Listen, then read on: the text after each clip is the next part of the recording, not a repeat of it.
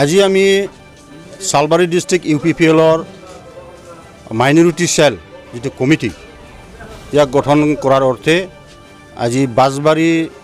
যেটো বজাৰ প্ৰাংগণ ইয়াত আমি একগোট হৈছোঁ আৰু ইয়াতে আজি বিভিন্ন জাতি জনগোষ্ঠীৰ মানুহ উপস্থিত হৈছে আৰু মই দেখিবলৈ পাইছোঁ আমাৰ এই অঞ্চলৰ সকলো ৰাইজ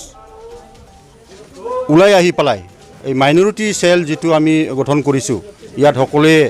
দলে বলে যোগদান কৰিছে আৰু আমি আজি এই বাজবাৰী বজাৰ প্ৰাংগণত আমাৰ সালবাৰী ডিস্ট্ৰিক্ট যেটো ইউপিপিএল দল মাইনৰিটি সেল এইটো ইতিমধ্যে আমি গঠন কৰিছোঁ ইয়াত যি ধৰণৰ ৰাইজে সহযোগ কৰিছে এইটো আমাৰ বাবে খুব মংগলজনক আৰু আমি খুব ভাল পাইছোঁ আৰু আমাৰ দলে আমি ৰাইজক বুজাইছোঁ ৰাইজক কৈ আছোঁ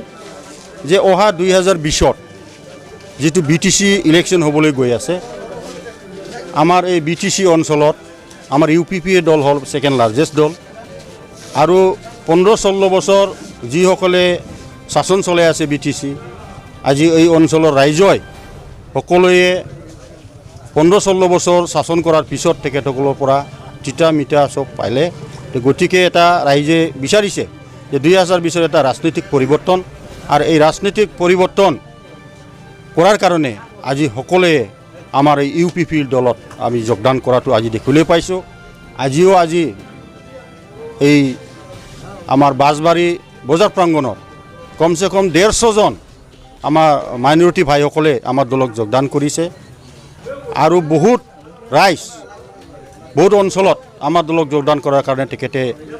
আমাক সংবাদ দি আছে আমি 2 দিনত এই কামবিলাক আমি সম্পূৰ্ণ কৰিম আৰু আমি সকলো জাতি জনগোষ্ঠীক লগত লৈ পেলাই আমাৰ 2020ত আমি বিটিসি দখল কৰি পেলাই যাতে সকলো জাতি জনগোষ্ঠীৰ যিবিলাক সমস্যা আছে বিভিন্ন অঞ্চলত যিসকলৰ উন্নতি সম অধিকাৰ সম বিকাশ সেইটো যাতে আমি দিব পাৰোঁ তাৰ কাৰণে আমাৰ দলে অহৰহ আমি চেষ্টা কৰিছোঁ আৰু আমি আজিৰ তাৰিখত আমি বিচাৰিছোঁ যাতে সকলো জাতি জনগোষ্ঠীৰ মানুহে আমাৰ এই ইউপিপিএল দলত যোগদান কৰি পেলাই আমাক যাতে এবাৰ বিটিসি চৰকাৰ গঠন কৰি পেলাই বিটিসি শাসন ভাৰটো যাতে আমাক দায়িত্ব দিয়ে আৰু যাতে আমি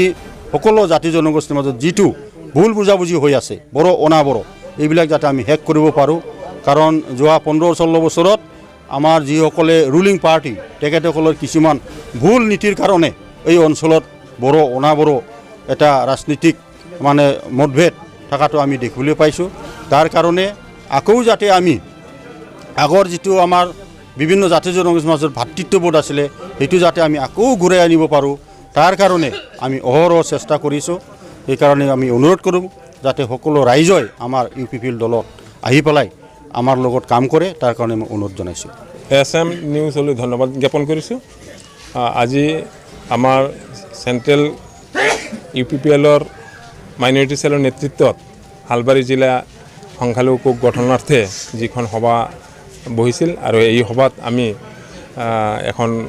জিলা কমিটি গঠন কৰি দিছোঁ আৰু এই জিলা কমিটিৰ নেতৃত্বত ইউপিপিএলত আগুৱাই নিয়াৰ কাৰণে দলটো কমিটিটো গঠন কৰা হৈছে ইউপিপিএল দলে জন্মলগ্নৰ পৰাই বিভিন্ন জনগোষ্ঠীৰ লগত আগবাঢ়ি আছে ভাতৃত্ব গঠন কৰাৰ কাৰণে ভাতৃত্ববোধ গঢ়ি তোলাৰ কাৰণে সম অধিকাৰ সম উন্নতি কৰাৰ কাৰণে আগুৱাই গৈ আছে আৰু আহি আমি সংখ্যালঘু পক্ষেও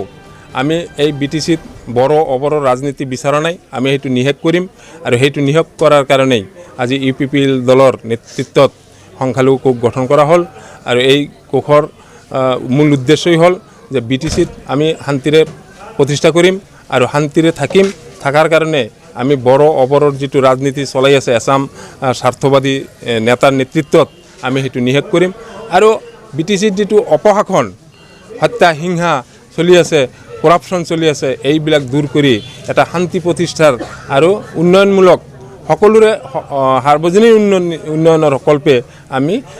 বিপিএফক উৎখাত কৰি ইউপিপিএলৰ চৰকাৰ 2020 চনত গঠন কৰিম বুলি আমি বদ্ধপৰিকৰ আৰু এই কামখিনি কৰাৰ কাৰণে আমি ইউপিপিএল দলৰ সংখ্যালঘু কোষে আগুৱাই গৈ আছোঁ।